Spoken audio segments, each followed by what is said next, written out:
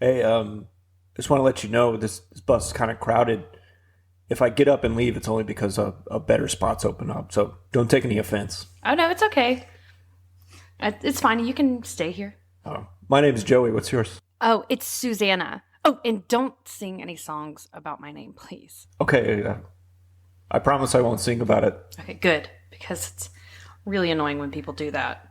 Yeah. You know Eternal Sunshine of the Spotless Mind? No, what's that? Oh, it's just this thing, and this woman in it is her name's Clementine, and she's always like, don't sing songs about my name. So My name's not Clementine. I know your name is Susanna. I was just saying, it's like in that movie, the girl says, don't sing songs about my name, and you just said that to me. I've never been in a movie. I know. If you had been in a movie that, I would have recognized you, and I would have been like, hey, you were in that. But how would you know if I've ever been in a movie or not? I don't know. I'm just saying, when you said don't sing songs about my name, it reminded me of the movie Eternal Sunshine of the Spotless Mind. Have you ever seen it? No, I've never seen Magnolia Sunrise of the Birdies Mind.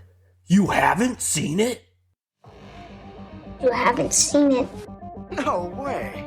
You're out of order! You're killing me, Smalls. Fasten your seatbelts. You're tearing me apart! Houston, we have a problem.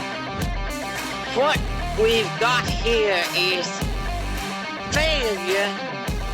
Conceivable. God damn you all to hell! Hello and welcome to You haven't seen it? The podcast where I make my wife watch terrible movies that she doesn't care to see. I'm your host, Joey. And I'm Erin, the wife that doesn't want to see these movies. How you doing today, Erin? I'm doing pretty good. It's been a very restful Sunday. Yeah, we've had a really good day today. Mm-hmm. Yeah. Got to go on a date. I found out my best friend's getting married. Yes. I'm super pumped about it. Yeah, so am I. Yeah, well, you met her doing theater, right? Mm-hmm. And then I met you guys doing improv. Yes. So we've known each other for a while now. You've known her for as long as you've known me. Yeah, that's true.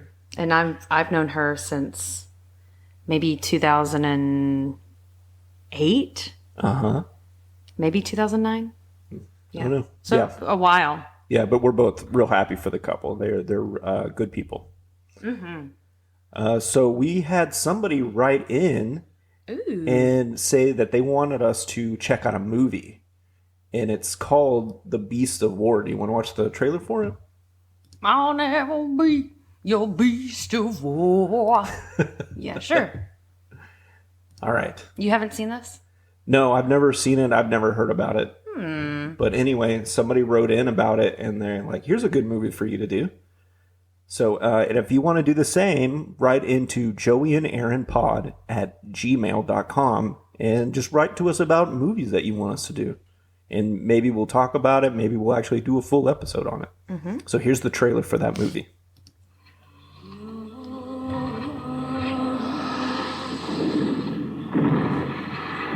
The Beast of War. Konstantin Koverchenko is a Russian soldier.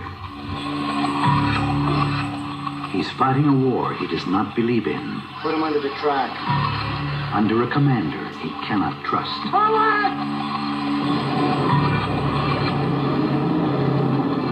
In a machine his enemies call the Beast.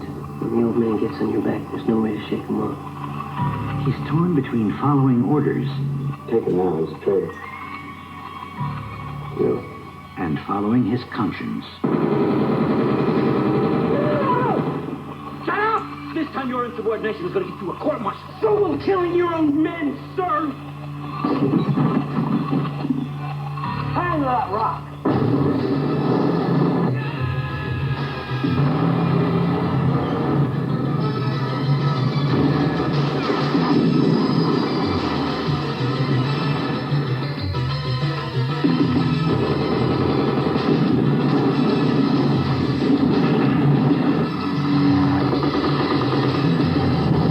Columbia Pictures presents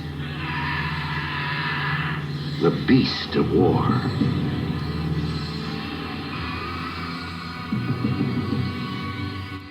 So is the Beast of War a tank? Yeah, the Beast of War, it seems like it's the tank that they're riding around in. Okay. So it looks like it takes place during the Russian invasion of Afghanistan, where we sent the Afghanis like weapons to defend themselves. Yeah. Yeah, I wonder when this was filmed. 1981. Oh, okay. So this was, I mean, the Soviet Union was still around, but this is kind of a weird movie for Americans to watch, is because we just fought a 20-year war in Afghanistan, and now we're going to go back to when it's like, no, let's go back and root for them. Oh, yeah. Mean old Soviet Union wanted to take them over. Wow. I would do this movie. Would you do this movie? I don't know if I would do it, but I'd like hang out. No, maybe. I don't know. I'm not a big like military movie kind of person. Okay. I think it was because my dad was in the military and that's all he would watch. So I'm kind of burnt out on military movies. Oh, yeah. Well, I was in the military for 8 years, so I'm way more burnt out about it than you. Oh, I bet. Absolutely. No, I would watch this movie, though. It looks kind of interesting and low budget in a weird way. Mm-hmm. It looks like a movie you would like. Yeah. I don't Joey know. likes weird movies. Yeah, we've talked about how much I like bad movies here. But it looks interesting, and it's from a perspective that you wouldn't think of. And it also, that the Rambo 3 was the same kind of movie. Rambo goes to Afghanistan to... help them? Yeah, to help the Afghanis fight off the Soviet Union. And I was trying to think of one more movie about Afghanistan, but I couldn't think of one. I was going to ask you, like, Fuck, Marry, Kill, The Beast of War, Rambo 3, or some other Afghanistan invasion movie. I definitely don't know any. Okay, so, but we're not here to talk about Beast of War today.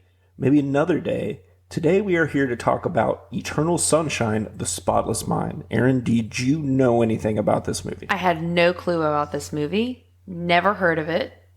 Never knew anything about it. But I liked it. Yeah, it's a good one. Yeah.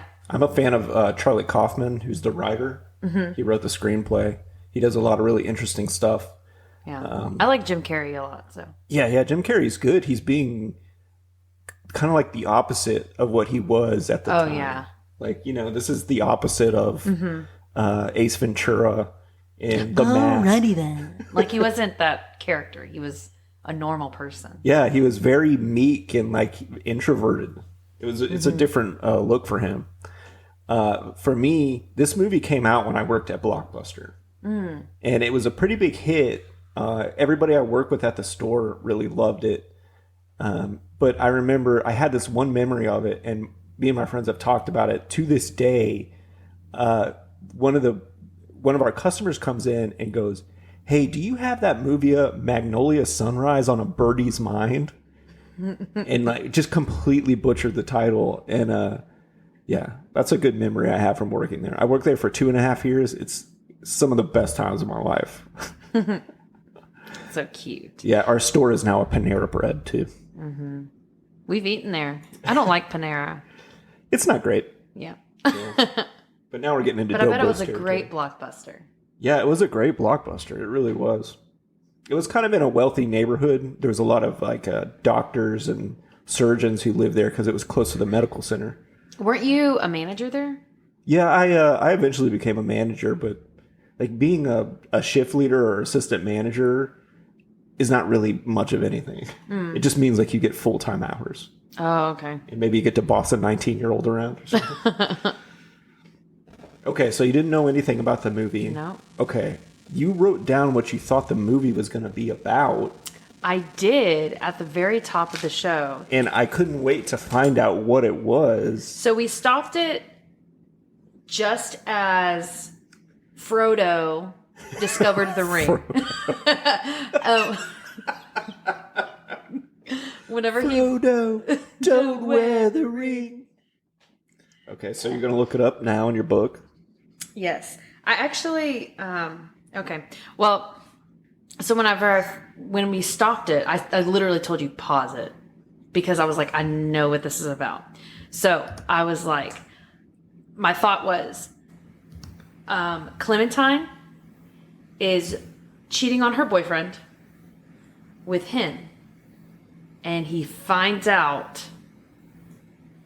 Yeah, that was it. It was just that Clementine was cheating on her boyfriend with Jim Carrey, and then she had this like second life that because like right before we paused it, she said, I don't want to stay here. And I was like, oh, she doesn't want to go home. Okay. And she said, let me grab my toothbrush.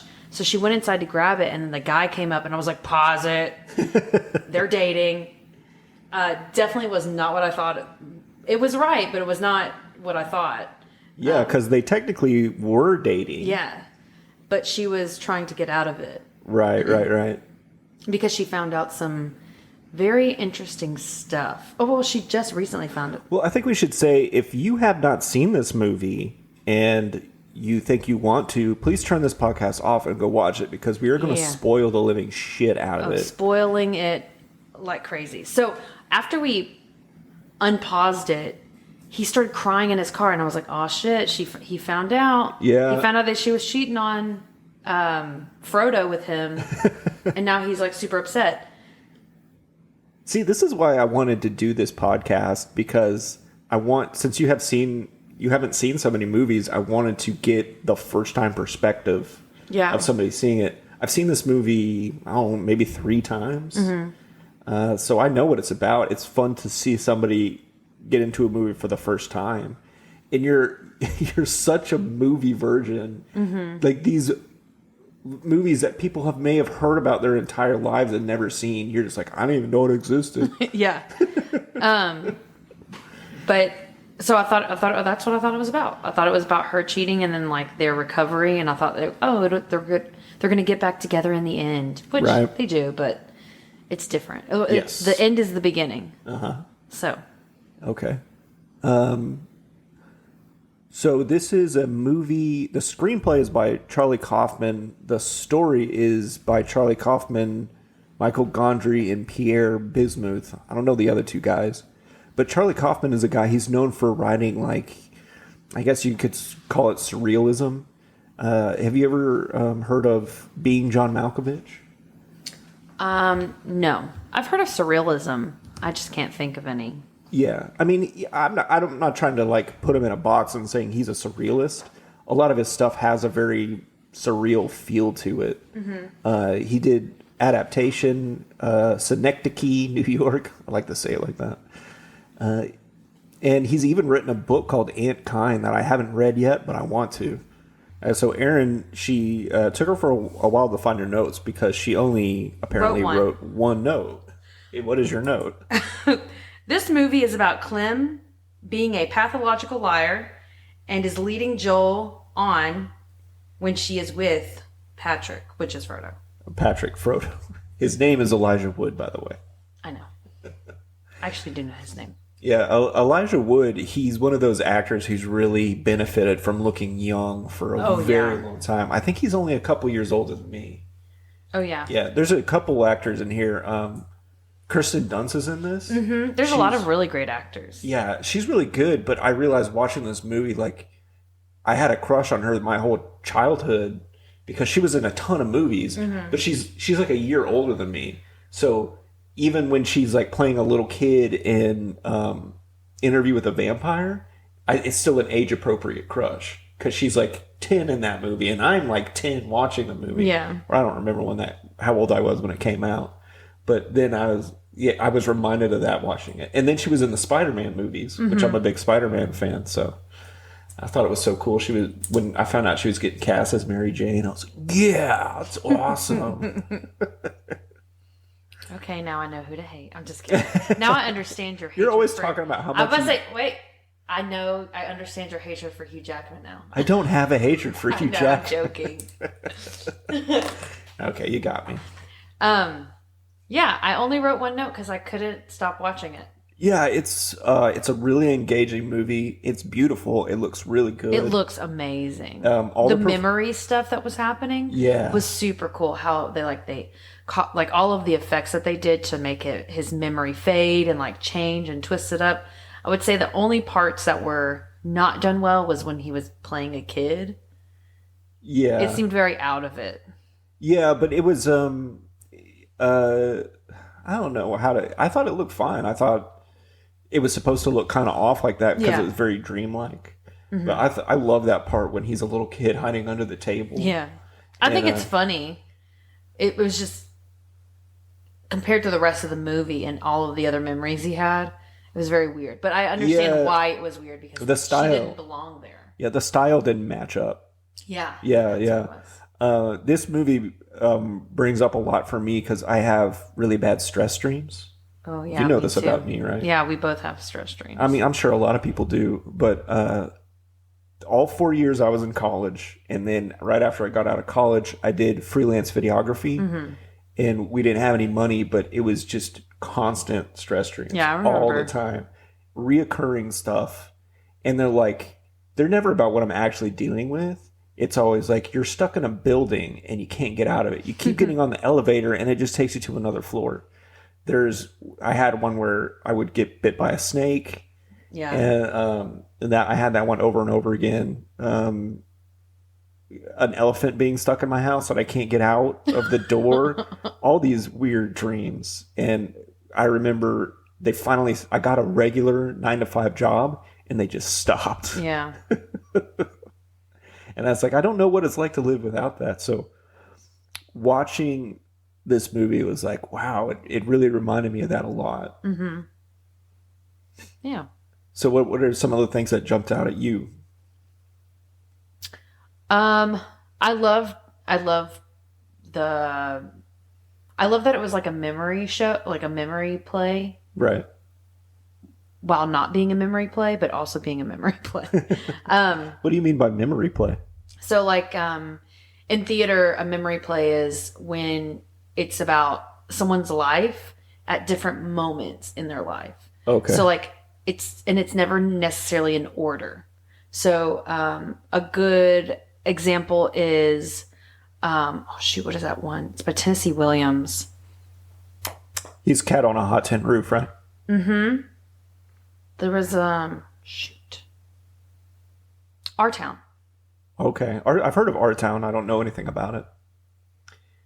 I think it's by Tennessee. But I think I understand what you mean because it's going into his memories, but that's not the point of the movie is to show his memories. Oh, it's by Thornton Wilder. My bad.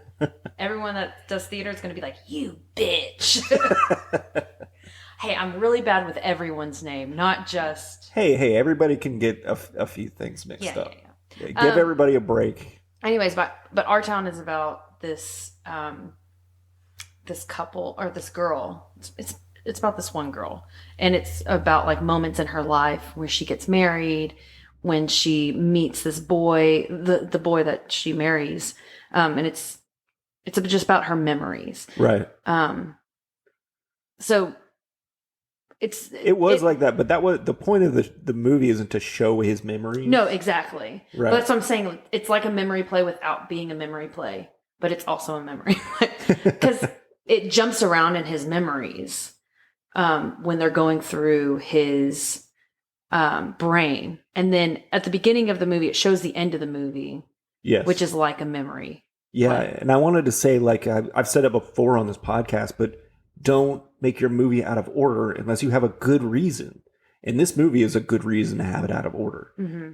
It makes it hit you harder. And it makes you question, like, wait, what's going on? Yeah. It draws you in, and you don't realize it at first that you're seeing the end of the movie first. Yeah. You don't realize that until the end of the movie. Mm-hmm. And it works really well, and you don't get confused or mixed up. I don't like it when they make movies out of order unless they have a really good reason to do it. Mm-hmm. And this movie definitely did. And all his memories are out of order, but it's in the context. You know, when they show his memories, you also know that he's going through a procedure to have them removed. So it's not confusing or anything like that. Oh, yeah.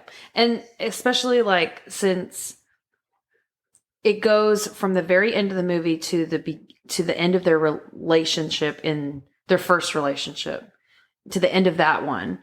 Right. You think it's the end of that first thing that you saw, but it's actually the beginning.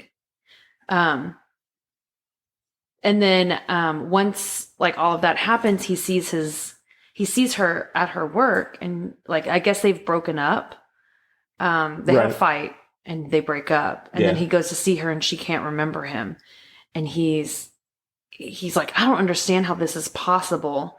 Yeah, he thought that she was being cruel because they had a fight and kind of sort of broke up, but she went and had her memories removed. So now she just doesn't know who he is. Yeah. And he's just like, well, how could she be so cruel? Yeah. I love the idea.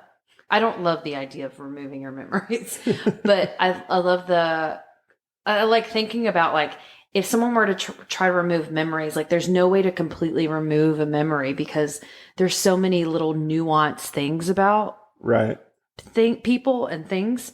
So like, even his apartment would be a memory. You can't remove your apartment. Like you'd have to move, which they didn't make him move. Well, that's why I think the movie is so smart, because at the beginning, when you think they're meeting for the first time, they're kind of combative with each other. And it's because like a little bit of that still sticks around. Yes. And also with Kirsten Dunst, she has the B story in this with her affair with the guy who owns Laguna, the doctor. And she, like, when he's around, she's smitten with him. Yes. And then she's never going to not be smitten by him. Yeah, because it's just too nuanced. And I think, because the any normal viewer would think, well, you couldn't really do this. So they kind of ride around it by being like, well, it's still, the feelings for these people are still there. Yeah. And also like they're saying like this doesn't actually work. Even if like the feelings are different, like aren't there, there's so many like small things about memories.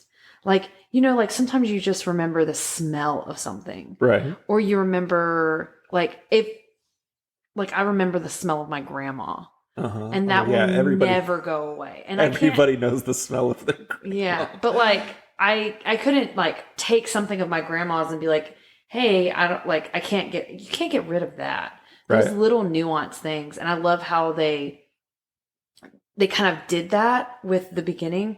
So they were like, oh, I just had an urge to go to, I don't remember where they said they went, but it was Montauk. Yeah, Montauk. So they were like, I just had this urge. I was going to go to work, but I didn't. I just went to Montauk. Right, yeah. Just because like those little like trips like that are spontaneous. Like, well, also I think in one of the memories, it's about to be erased, and she tells him to go to Montauk. Yeah, meet me in Montauk. Because that was where they first met.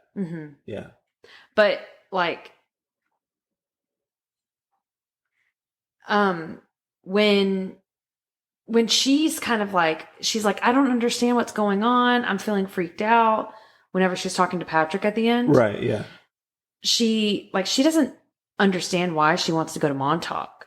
Because they completely erased her memory of him. Right, yeah. But like even a success, because like you saw his. Oh yeah, you're right. You saw his was unsuccessful because he was pulling on to those. Because things. She wasn't really in his memories. That was her memory, his memory telling him to go to Montauk. Yeah. Right. But hers was so-called successful. Right. But she still had this urge to go to the place that they met. Because they were meant to meet. Their memory was meant to happen. Right. And there's other little points in the movie where you're like at the office and the Kirsten Dunst gets a phone call. She's a secretary or something. And she tells a woman, no, you can't have the procedure done more than 3 times in a month.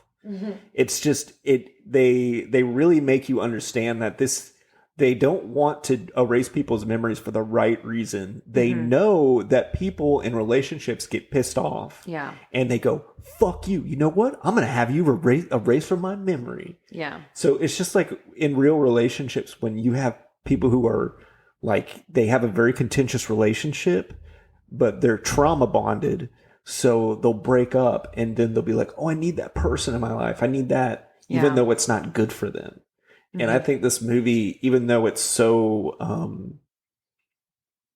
it's so high concept and it's so out there. It's like almost science fiction, but when you boil it down to its essence, it's about human emotions and your longing for a romantic relationship, even if that relationship isn't good for you. Yeah. Because at the end, they never say, oh, we're perfect for each other. Let's get married. Well, yeah, I love at the end that they're like playing the things that they like recorded beforehand, like their testimony of why they're doing it. Which is hilarious. Yeah. I love it. I really like that part. And he was so offended that he like literally got out of the car or like kicked her out of the car or something like that. Because he was like, this is horrible. How could you say those things about me? And then because at this point in the movie, they think they've only known each other for a day. Yeah. But they realize, oh, like we've met before. We just don't remember it because we got our memories erased. But like, even with, I think part of the reason that his wasn't as successful is because of Patrick, and he knew that voice because he heard his voice at the doctor's office and at her work when she kissed him. Oh, that's right. He couldn't see his face, but he knew that it was someone. He heard his voice, and then he heard him while he was asleep. Was there a moment in the film where you were like, that's it, like you saw that point triggered in him? Yeah. Not that he realized it, but whenever he had his face and he kept trying to spin him around and it was just the back of his head, I was like, he knows that person is there. He knows that person's in the room erasing his memory. Okay. Right. That makes sense. I like that. I didn't pick up on that, but that is definitely how it happened. Yeah. He was asleep and he's like, oh, he put that guy in that bookstore. Yes. And then he's like, no, I can't erase my memory. Something wasn't right. Yeah. You remember the part where he's seeing himself at the office? But also, like, he's standing in the room watching them talk about different objects. Do you remember that? Oh, well, when that woman was sitting there and she was, like, looking at something in front of her and crying. Is that what you're talking about? Or when he was doing that? Yeah, when he was doing it. When he was like, well, what does this thing mean to you? Tell us about it. Yeah, so that they could see where the memory lied in his brain. Yeah, but then later when he's at home and they're actually erasing his memory, he's standing in that memory watching himself talk about it. Yeah. You remember that? And then the doctor said like something to the effect of like, later on when you see us in your dream, you'll realize, oh, this is what it is. Right. And they say the line at the same exact time. I thought it was yes, yeah, that's he starts to realize he's seeing his own memory because he can recite what the doctor was saying. But when they were filming that, Jim Carrey was literally running to sit in the seat and then getting back up to go over, and they were doing it simultaneously. Oh. It wasn't like they shot his side and then they shot the other side. He was literally running back and forth. Oh. I thought that was cool. Okay, so we've talked about the beginning, how they started with the end, and then he goes to his friend's house, and David Cross is there, and David Cross is like a pothead. Yeah. Remember that? And his wife is doing laundry. I love David Cross does this character where he plays like a pothead, but he can't like express his words right. Yeah. It's really funny to me. I wish I could remember what he said, but he's like, he tells him like, we got this thing in the mail, and then his wife gets mad at him and throws a bunch of laundry on him. Yeah. That whole, I mean, they're even part of the relationship. Yeah. Because that's how they met was him going with them to Montauk. Right, yeah. So, like, it just instills even more in it. Like, it's impossible to erase someone from your memory because there's so many things that are going to trigger those memories. Right. I mean, there's times where, like, I'll walk by something and I'll be like, oh, this reminds me of this person. Just because. Like, even, like, seeing shirts at, like, a store, I'm like, oh, that's something this person would wear. But, like, to have that person erased, but still see that thing and be like, this reminds me of someone, but I just don't know what. Right. Yeah. You would Which just we have get that hole. We get those feelings sometimes too. Like this, like there's something that reminds me of it. I just couldn't put my finger on it. Right. Like just to have that surrounding one entire person that had a huge relationship, part of your life. Like to think, if I erased Joey, anytime I saw a metal shirt, I'd be like, this reminds me of someone for some reason. God, there used to be a guy or a thing, and he liked Megadeth. But now, it's gone. It's gone. I don't know. There's a Megadeth in my head. Yeah. But just to always have that feeling sounds terrible. Yeah.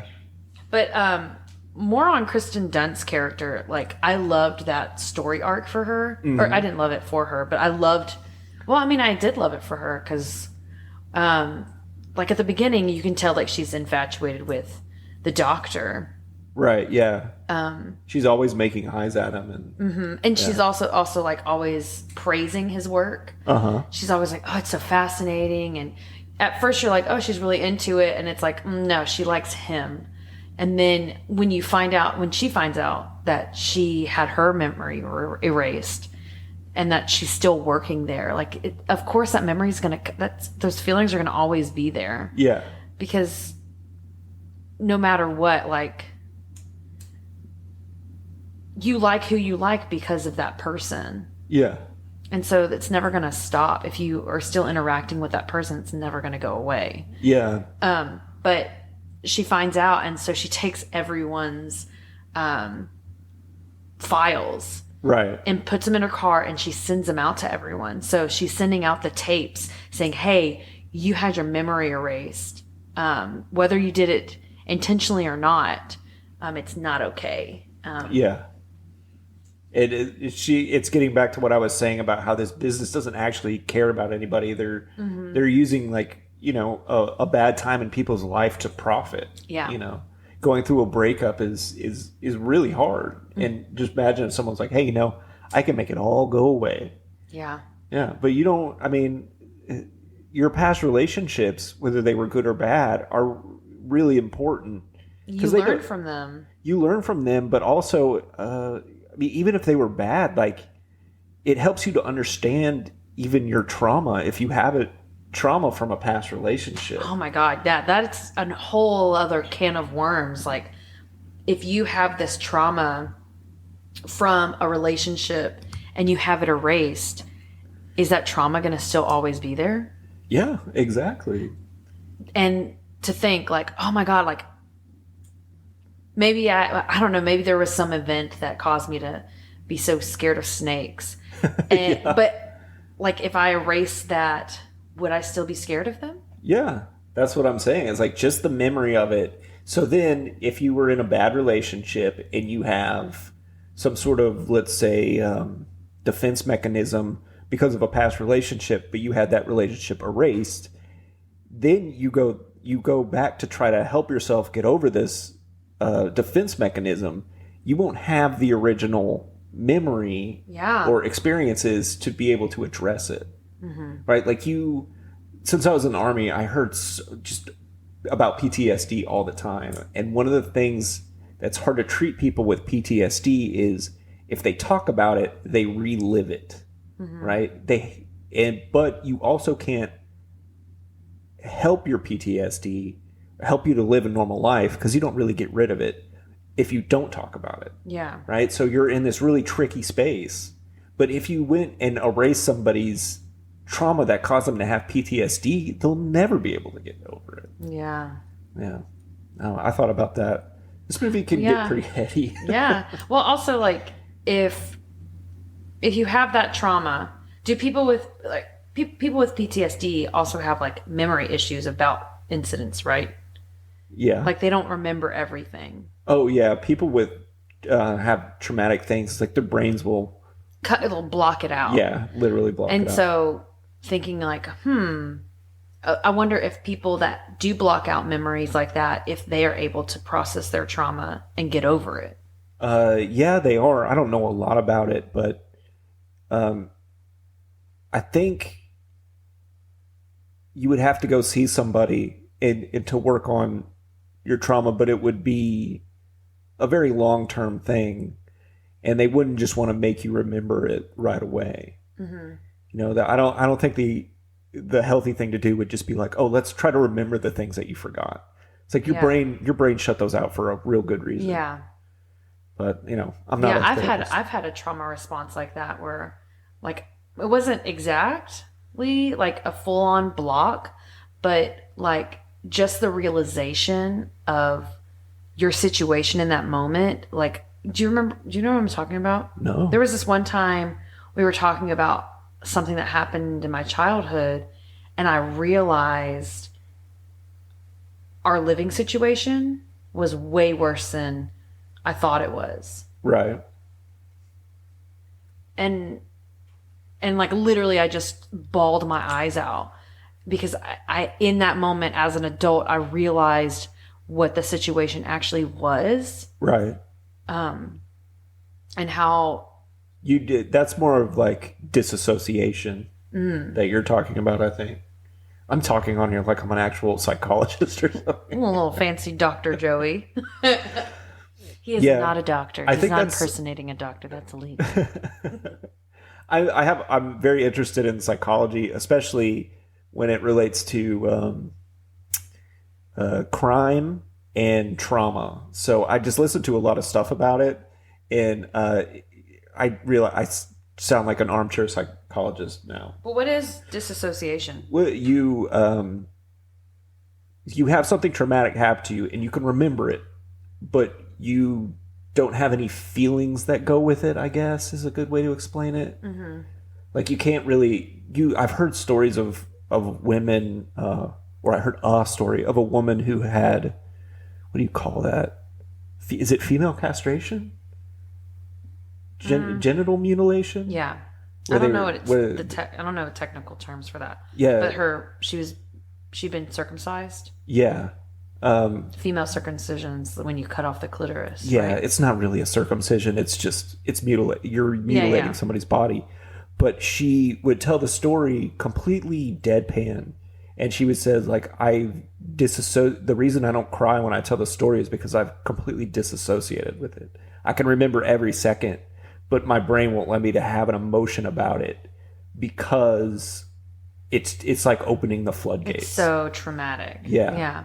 So that's okay. I think a lot of kids who have been through traumatic experiences disassociate those events a lot. And then as an adult, they'll think back on it and be like, oh, you know what? That wasn't cool what my parents did to me. Yeah. You know? Yeah. And like the thing that happened to me wasn't because of like my mom. It was just kind of our situation that we were in. Yeah. And my mom was also a victim in this. So, like, my whole family was. Yeah. Yeah, well, we don't need to open up that can of worms right now. We'll continue on to something else. But, yeah. So, I like,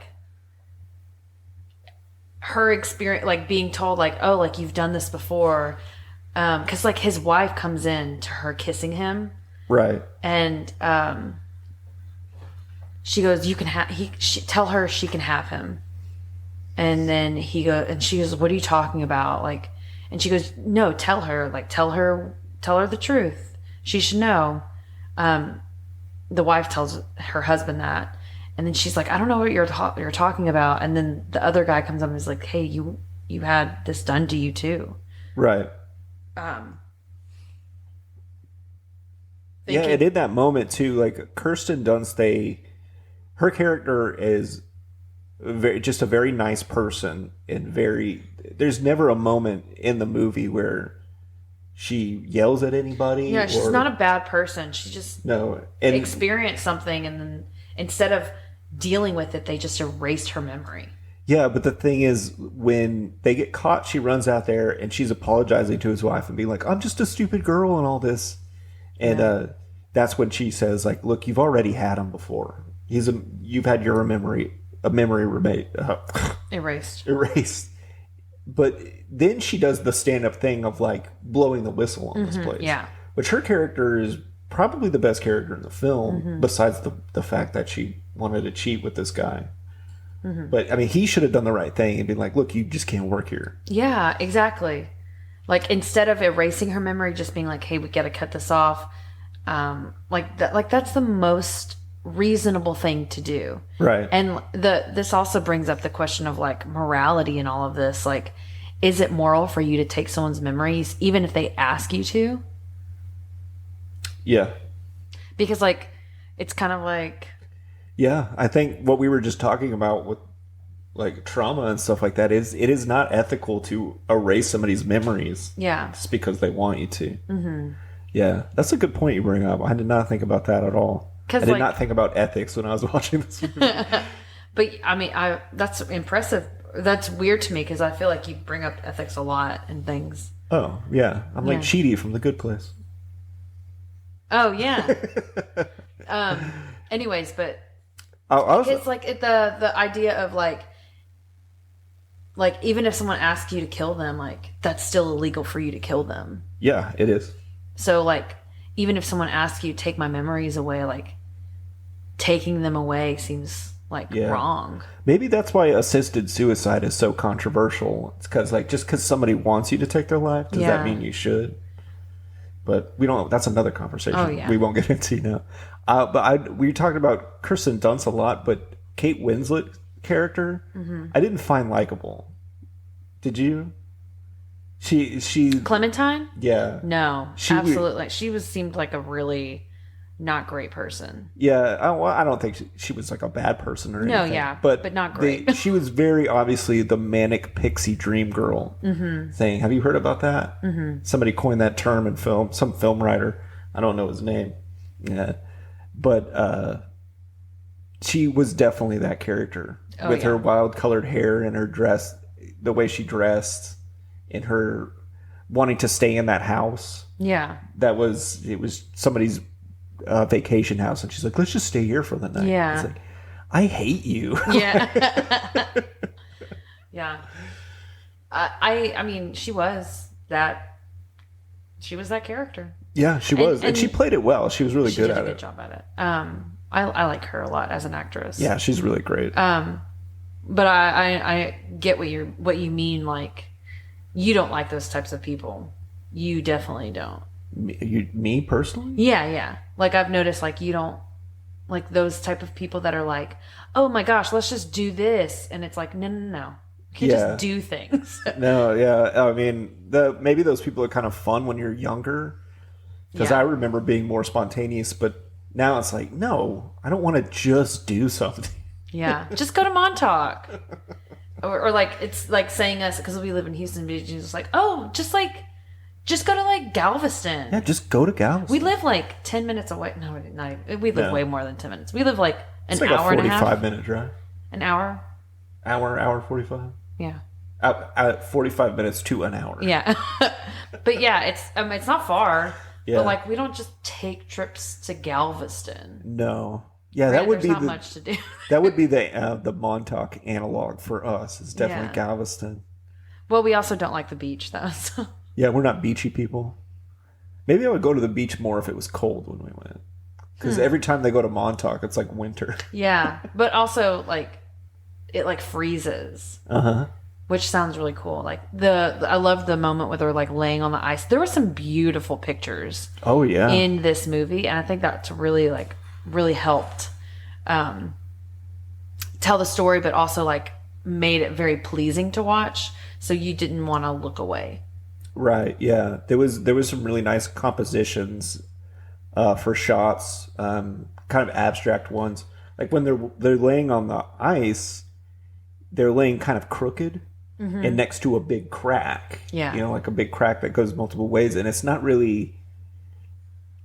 It's I would say an abstract composition. Yeah. I think like a less artistic filmmaker would just have them straight up and down and right over the crosshairs of the center of the screen. No, not on the crack, but you know when you divide the screen into those 9 little boxes, and the 4 corners in the middle is where you want the action happening. But also there's no action, they're just sitting still, so it's very static too. Which, I really like that shot a lot. Yeah, it's a good shot. It wound up on the cover of the DVD. So. Oh, really? Yeah. I guess everybody liked it. Yeah, I bet. Also, in the movie, Jim Carrey plays a character that's kind of like Andy Kaufman. Not Andy Kaufman, Charlie Kaufman. I don't know who that is. The guy who wrote the movie, Oh, okay. Charlie Kaufman. I probably said Andy Kaufman multiple times on this. I don't know why I do that. It's Charlie Kaufman. I'm gonna go do a search and find and replace for every time I said Andy, and I'm gonna put Charlie. Also change mine from me saying Tennessee William to Thornton Wilder. No, your mess ups get to stay in. Mine Hey, don't. that's not nice. But the Jim Carrey's character is supposed to be like Charlie Kaufman. He wrote him to be like him. Like, he's an introverted guy. He likes to read a lot. And in the movie, they set up that Jim Carrey, I don't know if you remember the scene, they're in bed and Clementine is like, which also I don't like, when people try to be like, open up to me, like, tell me about something in your life, like, tell me something personal. Do you remember the part I'm talking about? And later, when he's like, I don't want you erased from my memories, and he's having all these memories, she's like, take me to a memory where I don't belong. Mm-hmm. And then so he has to take her to like his most embarrassing Memories. Yeah, like his mom walking in on him while he's jerking off. Yeah. And like she's like, what are you doing? And then his mom walks in. And it's like a car. It's like not even like porn. No, it's like the Sears catalog. Yeah. Yeah. Oh my God, the things I must have jerked off to when I was a kid. Gross. My mom got a new Victoria's Secret in the mail today. Like, did you remember getting those catalogs? No. My mom got those catalogs. I lived out in the middle of nowhere, so I don't think we got catalogs really. Oh yeah. Oh my God. Before the internet, we were like in catalog heaven. I remember getting so many catalogs when I was a kid. I think we would get like a couple every now and then, but it wasn't very often.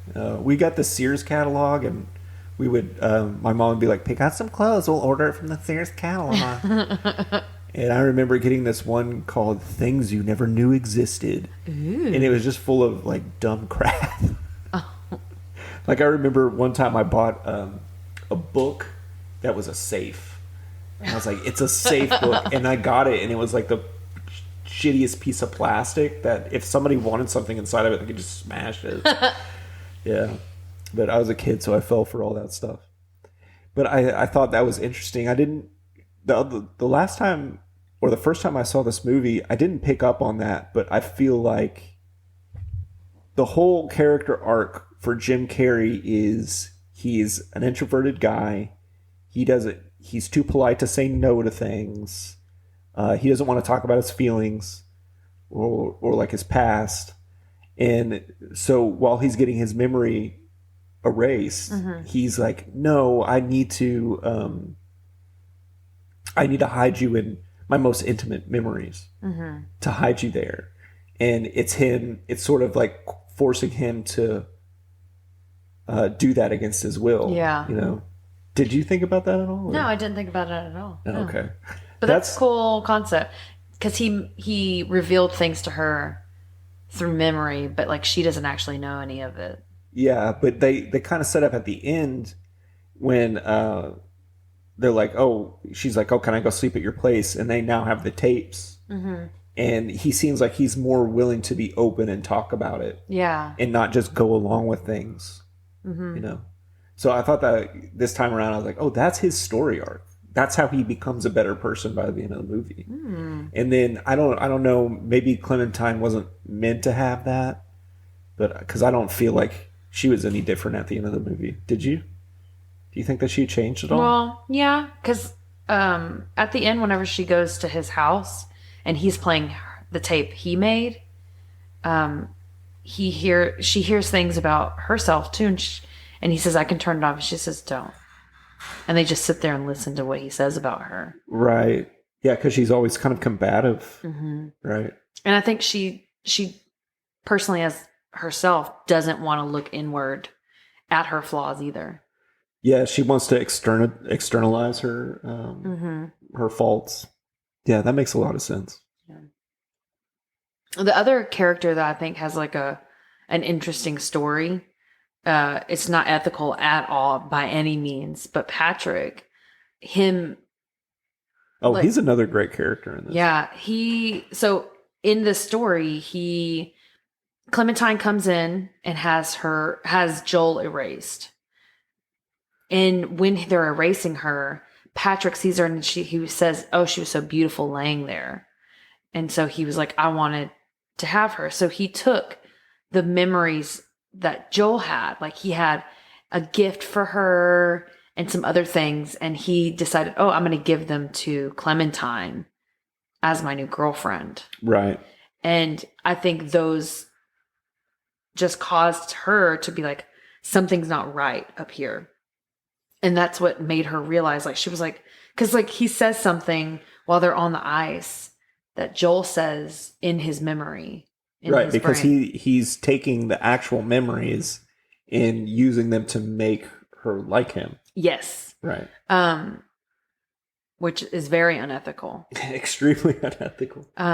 Just straight fucked up. Yeah, that's super fucked up. Yeah, that's the clinical term that I like to use for situations like that. It's fucked up. But he's manipulating her into liking him, which she does at first. And then once he says a line when they're on the ice, and she like sits up and she's like, "This isn't right. Something's not right." She was like, "I have to go home." Right.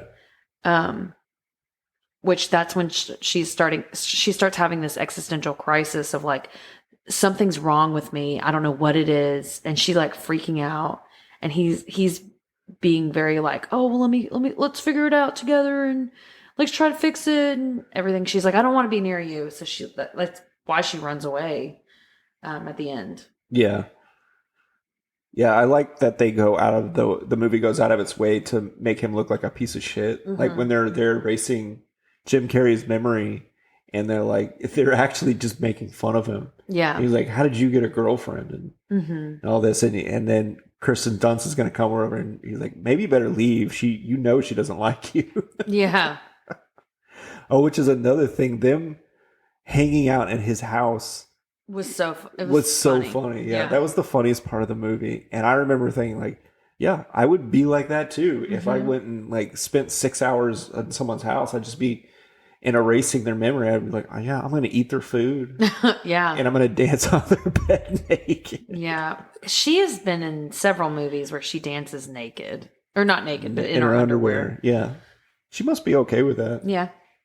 Which, cool. Yeah. But whenever she did that, I was like, okay, bring it on. Did she do that and Bring It On? She did. I saw that movie once when it came out. Yeah, and I like when they have to call the boss, and he comes out there, and they have to pretend like they haven't been screwing around. Yeah, and they're not high. Yeah, they're not high. That's right. Yeah, she was like freaking out. She's like, "He's gonna see me like this," and she was like trying to like fix herself up, and yeah, all crazy because they lost his memory. They lost him in his memory. Yeah, and it was because he was trying to hide Clementine. Yeah, he was trying to hide Clementine, so they couldn't get it, and they had to get the boss to do it. Yeah, I mean, I think we kind of covered everything. Yeah, this movie has a lot of things happen in it, but it's really, when you get to it, it's not that big of a story. Mm-mm. It has, it's not complicated at all. No, it's really very beginning, middle, and end. Mm-hmm. And but it's a fun movie to watch. It flies by. Yeah, you can't believe how fast it goes by. It's really good. It's well paced, and you can really see the screenwriting. Even though Charlie Kauffman writes these sort of abstract movies, he still hits all the important parts of screenwriting movies. So at the end, at the beginning, they show the end, but there's still a point where you go, "Oh, they got in a fight," and they show Jim Carrey crying, and you're like, "Okay, so this is the inciting incident that's going to start the movie." And then you have towards the end, when they're almost finished erasing his memory, you have that part in you that goes, "Oh shit, this is it. They did it." Like the enemies won, and they successfully erase his memory. Now it's going to happen. So you're on your toes in the third act. You know, that's when the third act starts, and you're like, "How are they going to get out of this?" Yeah. I can't imagine how they're going to get out of it. And then again, when they're playing the tapes for each other, you think, oh, no. This is going to mess everything up. Yeah. And then, of course, the B story kicks in right at the perfect moment. Like, right midway in the movie when you're starting to get tired, you're getting, like, a little bit exhausted with the main story. They start with the Kirsten Dunst like love affair thing. And it's really good. Like, Charlie Kauffman, that's the correct guy, not Andy Kauffman. He is a master of screenwriting and just writing in general. I really want to read his book, and I haven't gotten around to it yet. It's a really good movie. I really enjoyed watching it, and I would watch it more. Yeah, we'll watch his other movies because his other movies are. What other movies has he done? Being John Malkovich is my favorite, and then there's Adaptation. There's one I've never seen called Sindoshe, New York. I've seen that. You have? No. Okay. Well, yeah, I think they're putting on a play. I think the movie is about these people who are putting on like what's supposed to be the biggest play ever. But I've heard that one is not his best work, but I would still watch it. So anyway, Aaron, I want to get your no bullshit assessment. What did you think of Magnolia Sunrise on a Birdie's Mind? Yeah. Well, I mean, we kind of talked about it already. I really loved this movie, and I would watch it again and again. I actually would like to watch it soon. Okay. Because I thought it was a fun movie to watch, and I kind of want to see if there's any other nuanced things that I pick up on that I didn't register the first time. But yeah, it was a really great movie. Anyone that wants to because this is the thing about the movie is like, I didn't really like Clementine. Right. And I didn't really like Joel either. No. But I rooted for them to not necessarily get back together, but to to remember each other. Yeah. Which they end up doing, which is a really nice but they don't really remember each other, but their memories are just there.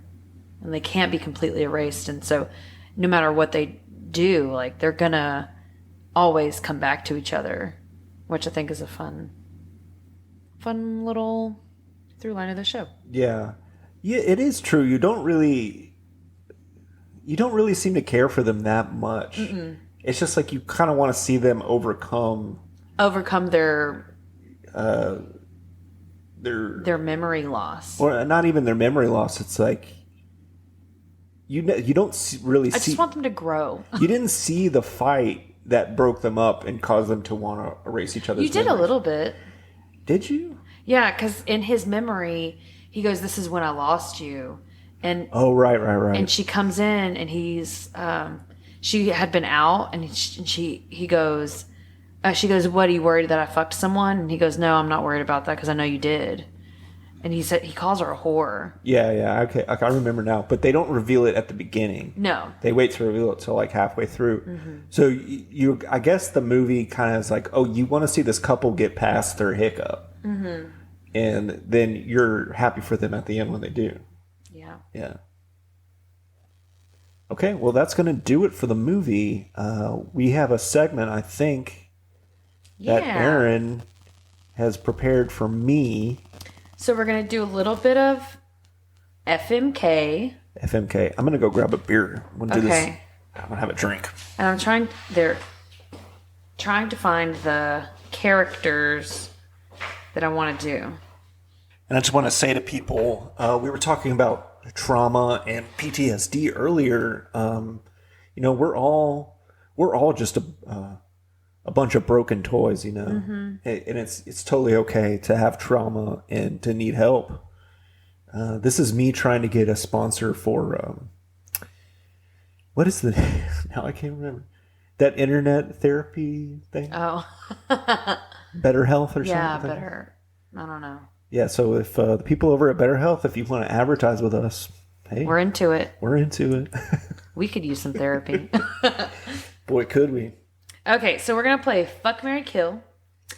And your your characters are Sally from When Harry Met Sally. Okay.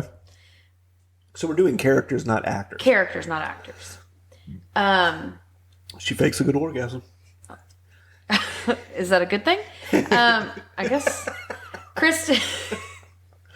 Oh shoot, what's her name? Kirsten Dunst? No, it's not Kristen Dunst. She was on SNL. I don't even think her name is Kristen.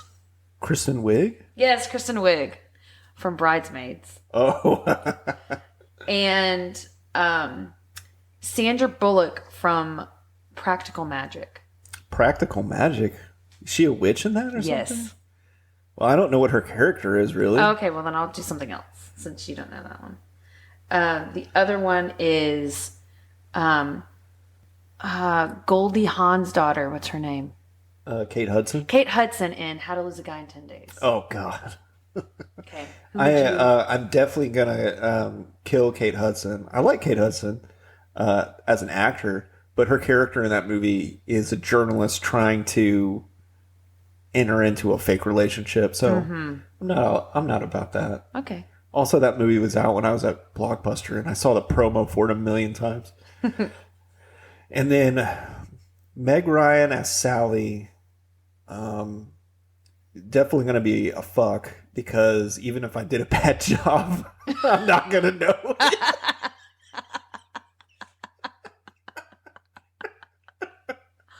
Good. Okay. And then who was the last one? Kirsten Wiig in Bridesmaids. Oh, I like her character in that movie. She's going through a difficult time because her business failed, and she feels like a failure, and I know what that's like. But at the end of the movie, she turns out she's a good person, and she drives a Toyota AE86 Corolla, so I really like that. Okay. Yeah. Cool. Also, I just love funny women. Yeah. So I don't know why. Clearly. I was just about to say, so I don't know why I married you. You jerk. No, you're very funny. Thank you. That's what you better say. Funny looking. Rude. Okay, what movie are we going to be doing next week? Oh, I don't even know. Let's see. This episode has had so many pregnant pauses. You won't know because I'm going to cut them all out. But so, here's the funny thing. We decided to do Legally Blonde. We were going to do Legally Blonde March 1st. but we did that as a bonus episode. And then we said, oh, we'll do Demolition Man. But then the next week we did Demolition Man. So we don't have actually anything planned for March 1st. What's the next one on the list? So that's what I was about to say. Okay. The next one on the list is Steel Magnolias. Steel Magnolias. All right. We're going to be doing a tearjerker next. Okay. After that, we have Rabbit Hole. Do you know anything about Steel Magnolia? I know that Julia Roberts is in it. Okay. But that's all I know. Is there a play of it? Yeah, there is a play, but I've never seen it. I don't know anything about it. Okay, great.